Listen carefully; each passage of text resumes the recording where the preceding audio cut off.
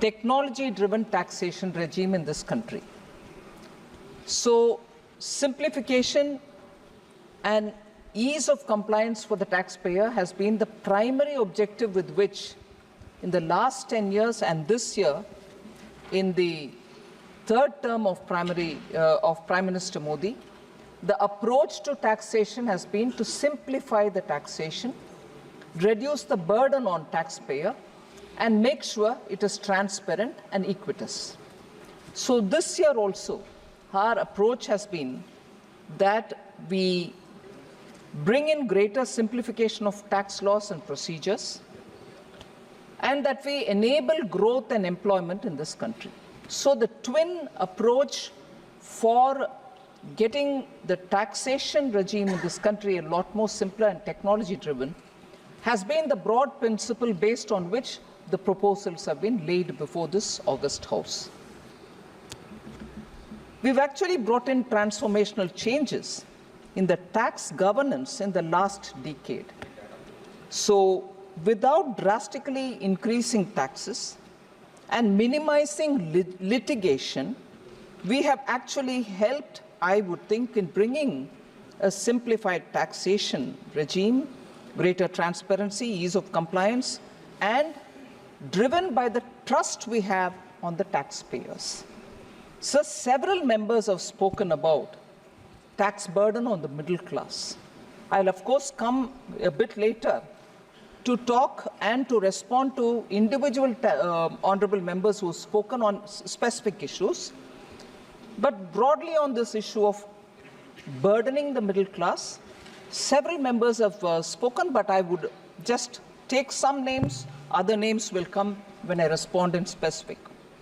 Amar Singh ji, Arun Nehru ji, Neeraj Maurya ji, Supriya Sule ji, Tanuj Punia ji, Sachidanandam, honorable member, and also honorable member Avinash Reddy ji have all spoken about the burden on the middle class, taxes not really being reduced on them, and so on. In general, I want to put forth before you, sir, that the specific items on which I would propose, and I believe that middle class stand to benefit. So I will name them, specify them. In 2023, sir, the slabs for personal income tax were significantly liberalized. All taxpayers had reduced tax liability of 37,500 rupees. This government has again revised slabs in the new regime, even now in this budget. Certainly, this has an impact on the middle class, I would believe. Standard deduction for salaried employees has also been increased from 50,000 to 75,000 in the new regime in this budget. This is an effective relief of up to 17,500 for a salaried employee.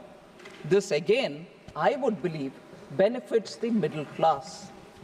So further, deduction on family pension for pensioners is proposed to be enhanced from 15,000 rupees to 30,000 rupees.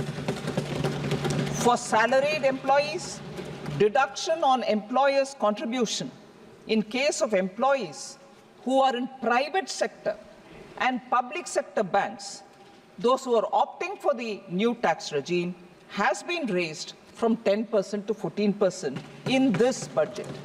Again, middle class stands to benefit from this as well. Sir, in specific, in the last 2 years, substantial relief has been given to the middle class. I may point out a few things, sir, that while most developed countries were increasing personal income taxes during the COVID-19 crisis, Prime Minister Modi's direction to me, and I've said this earlier also in this House, I'd like to repeat now. Prime Minister Modi's direction to me was totally in contrast with what was happening in developed countries. No tax on our citizen to meet the COVID expenditure. And I would strongly request the honorable members to look back at what happened between 2020, 21, 22, 23. We have not increased the tax at all, sir.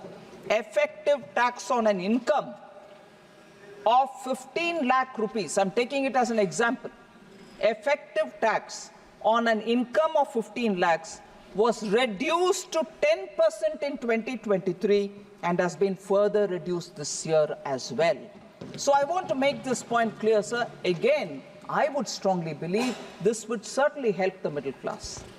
Again, sir, I would like to remind, through you, sir, the August House, that from the days of tax terrorism, when we were accused in 2014, saying do something immediately because tax terrorism is affecting the middle class and small businesses, and the rent-seeking approach of a few in the service had really hurt many of the taxpayers, and this was one of the biggest challenges before this government.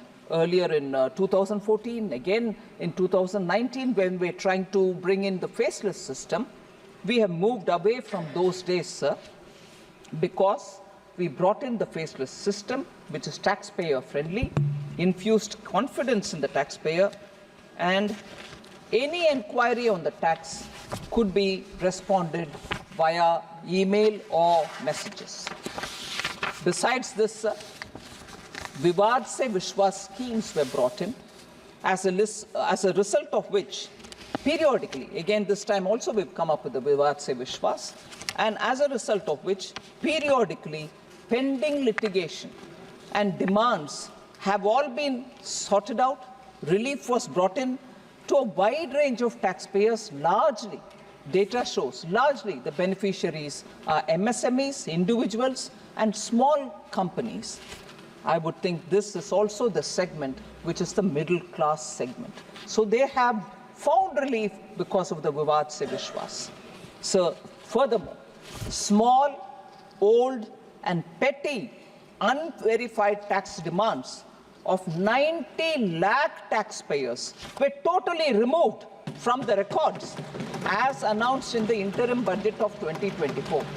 ये घोषणा 2024 interim budget में हुआ था, मगर उसका असर अभी दिखने लगे कि 90 लाख टैक्स पेयर्स को हम राहत देने के लिए उस समय घोषणा की।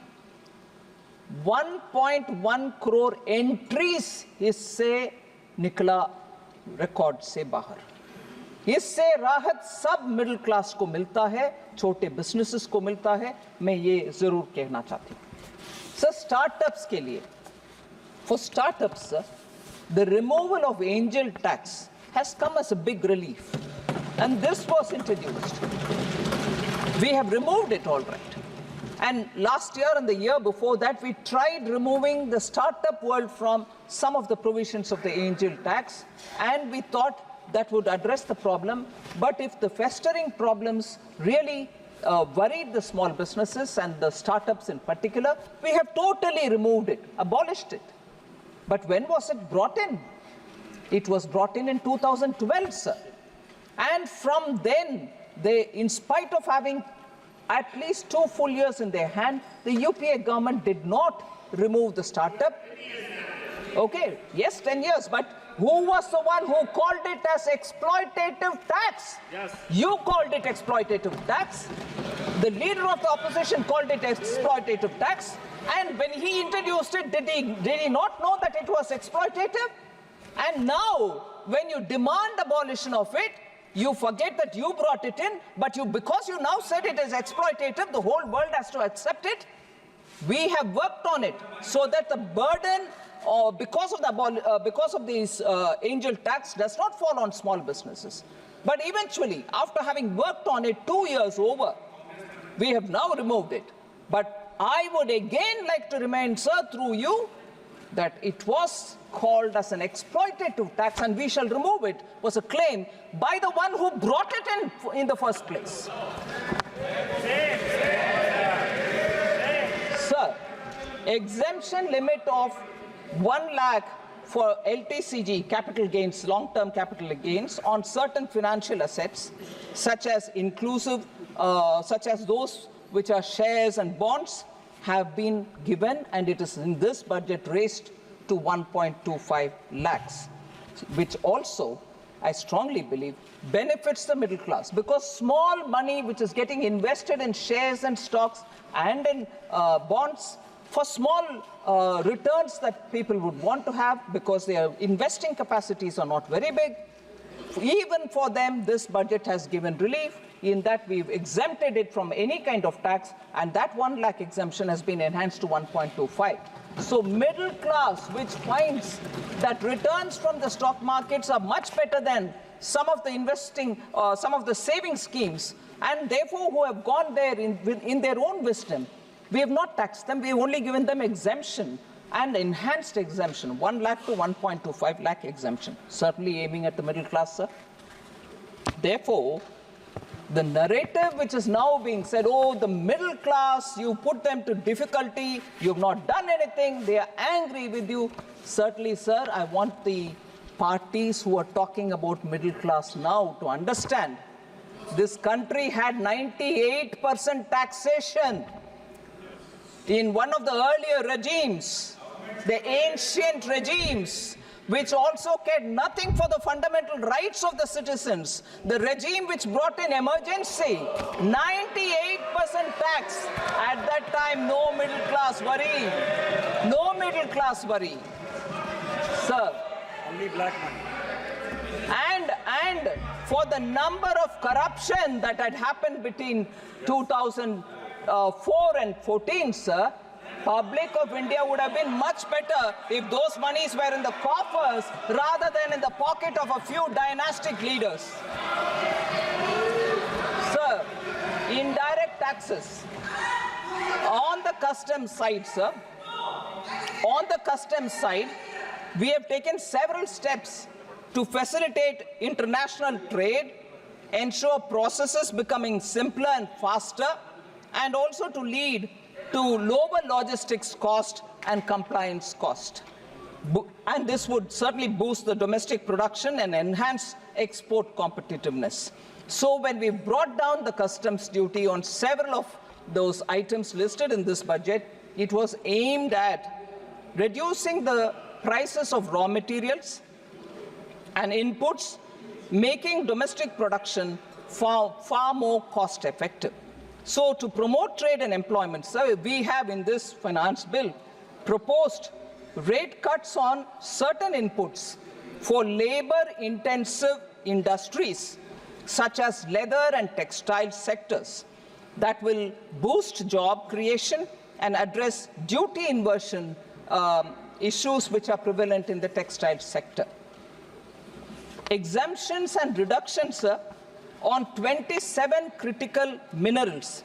I know Honorable Member Supriya Sule has raised a question on it. I'll certainly come to answer specifically on that issue. But exemption and reduction on 27 critical minerals such as lithium, cobalt, and many others which are necessary for this country's strategic autonomy. Duty rate cuts on precious metals, gold and silver, because India is one of the largest hubs for cutting and polishing diamonds, and it creates jobs in big numbers. So, and also the gems and jewelry mark a very big export potential for this country. Therefore, we have brought down the duty rates here so that domestic value addition work can be better carried out for export purposes. So, duty rate cuts have also been done on certain inputs for the aqua farming area and the marine industry, so that we'll be able to export more marine products, especially for shrimp. So this is because the industry has been requesting the government. The raw materials which are being imported are critical for maintaining high standards of exports. So although domestic capacity is in the initial stages, I know some of the members of parliament have met me about capacity existing within this country, and at this stage, do we want to reduce the duties? We have certainly supported the manufacturing happening in the country, but till such a time, we didn't want, till such a time that they reach a level, we didn't want marine exports to suffer, and therefore some duty cuts have been brought in there as well. Over and above all this, I have also announced that there will be a comprehensive review of the rate structure over the next 6 months, and hopefully at the end of that exercise we'll have a greater simplified tax structure for our country as a whole. So this is about the indirect tax, customs duties, excise and so on. Direct tax, I'll come over, sir. Again, technology-backed tax governance is what we are underlining.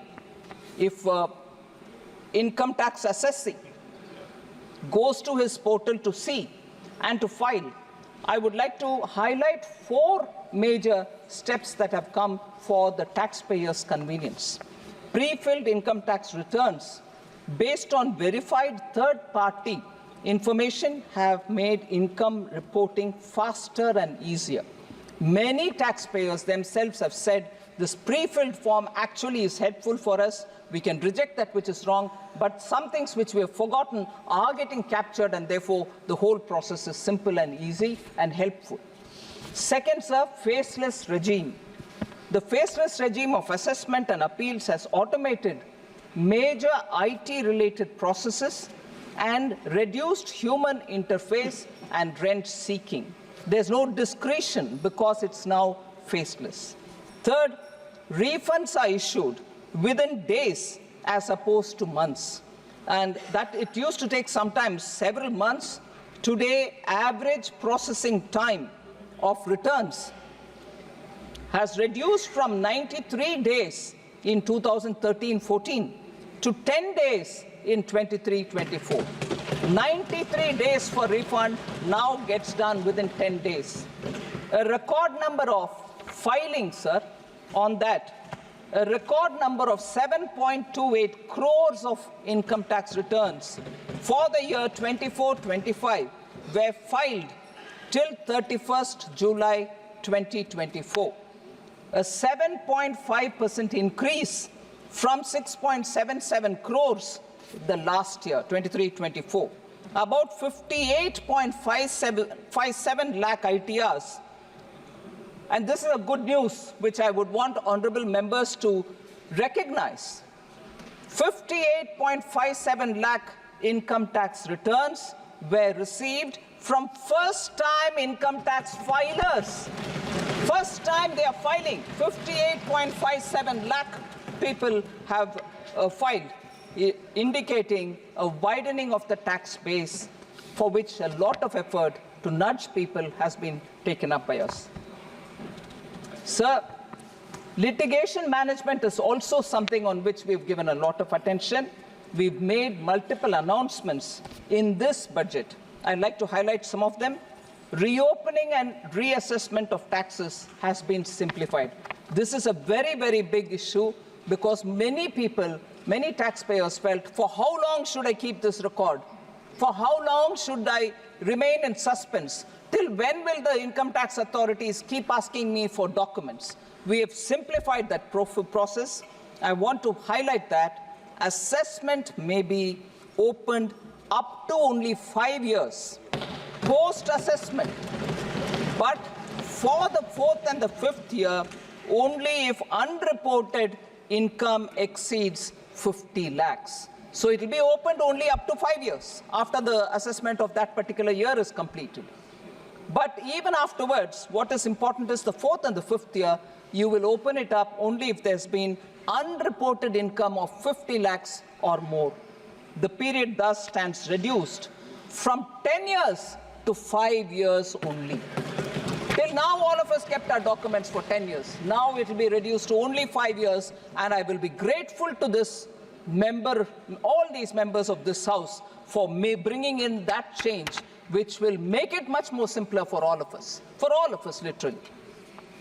In such cases, sir, scheme of block assessment has been introduced for a block of previous 6 years and the year of the search. So for period of assessment in such cases, search happens by income tax. After that, what? How long do I?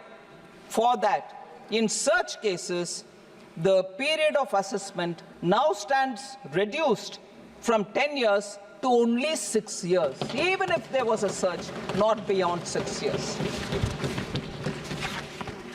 Sir, and in this budget, again, in order to relieve taxpayers of the pain of pendency, we have again brought in a Vivad Se Vishwas scheme for the settlement of all pending appeals. It is also proposed that the two regimes of taxation of charities will be merged gradually to be one. Also, monetary limit for filing appeals related to direct taxes, excise and service tax in tax tribunals or in High Court or in the Supreme Court has been enhanced to 60 lakh. Earlier it was 50 lakh. 2 crores for High Courts. Earlier it was 1 crore. And 5 crores in Supreme Court. Earlier it was 2 crores respectively. This will reduce litigation again and promote ease of doing business. So there's no hurry for small cases going into appeal. That has been clearly laid out that unless the amount is this much, you will not even go on appeal. As a consequence, sir, of the proposed upward revision of monetary limits in Finance Bill, this is a very important data. I would like to place it before the Honorable House. As a consequence of this proposed upward revision of monetary limits in the Finance Bill of 24, a total of 7,754 appeals, that is 1,044 appeals pertaining to indirect taxation and 6,710 pertaining to direct tax, are likely to be withdrawn from various judicial fora. 7,754 appeals will be withdrawn.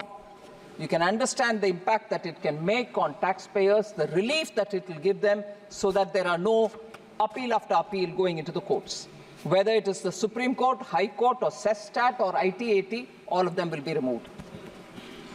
So the rationalization of TDS rates, we have proposed in this budget to reduce TDS rates from 5% to 2%, no different rates, and to eliminate section 194F, where TDS rate is 20%.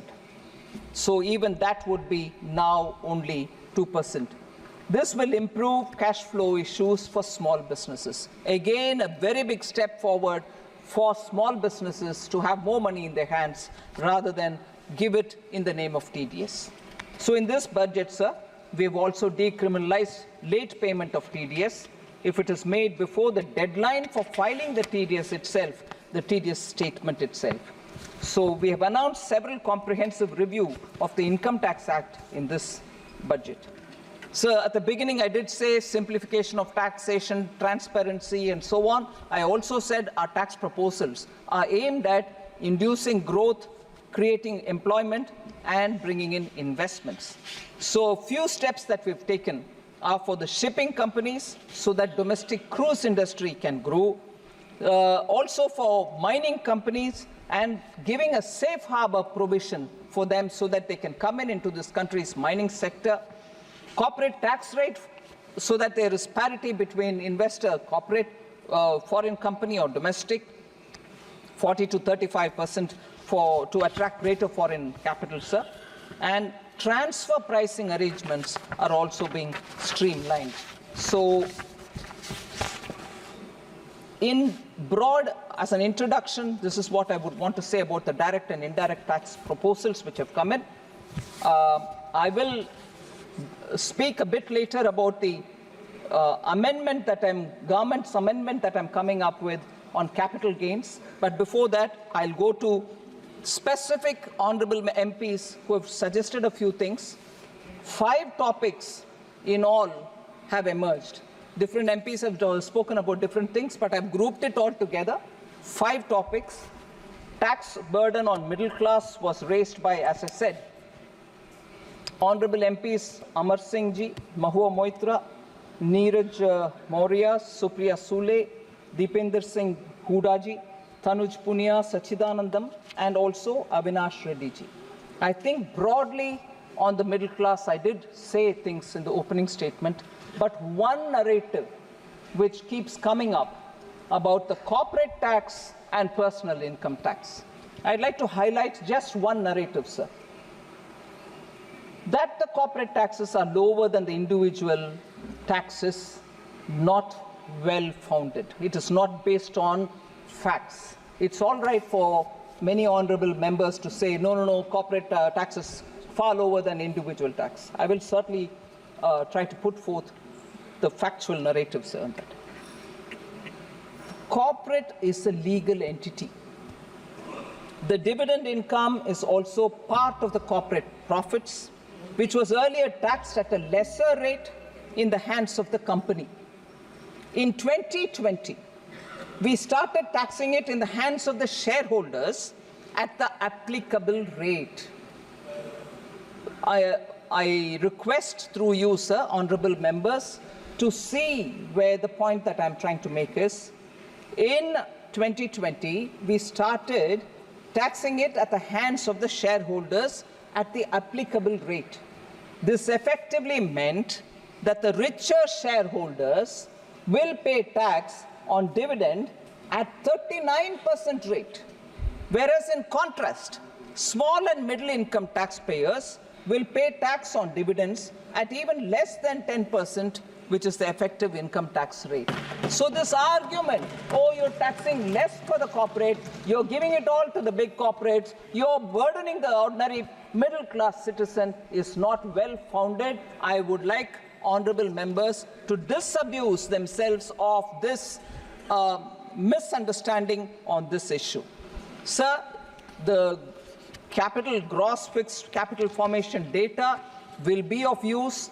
I did mention that the first opening speaker of the opposition, Shri Amar Singh ji, who normally gets into a lot of economic detail, did not raise it. And I was looking forward to hearing from him on great detail about the details that he would pick up on economy-related issues. No, he just gave a very quick speech. I think he came with less information in his hand. I was looking forward to his suggestions, but that was not to be. So the gross fixed capital formation has actually shown a faster growth since pre-pandemic induced contradiction. The pandemic-induced contraction has been overcome with greater gross fixed capital formation. So we need to get the perspective on this, sir. I've laid it before the honorable members. Sir, honorable member Sri Krishna Devarayulu, he was here, yes, has raised this question about faceless assessment. Complaints have been received that too many sections are being evoked, and so on. So simple fact which I'd like to put before him is there is a non-intrusive and transparent mechanism which is in place. The faceless assessment eliminates the human interface in total. And this point which was raised by him, saying before the reassessment, the assessor has to pay 20% of the amount, which means on the 80% status quo continues, there is no claim being made. That is the other side of the coin. You said 20% has to be paid. On paying it, 80% claim, it comes almost to a standstill. It is stayed there. So that is a benefit you get out of this payment. Yes, where I'm asking for 100% claim, I'm asking you to pay 20, and 80 I'm not going to do anything till such a time the appeal verdict is coming. It's a relief for you. Sir, also again Sri Krishna Devarayulu had asked this question about Vivad Se Viswas, that there are no timelines given, and high appeal pendency. So I just want to highlight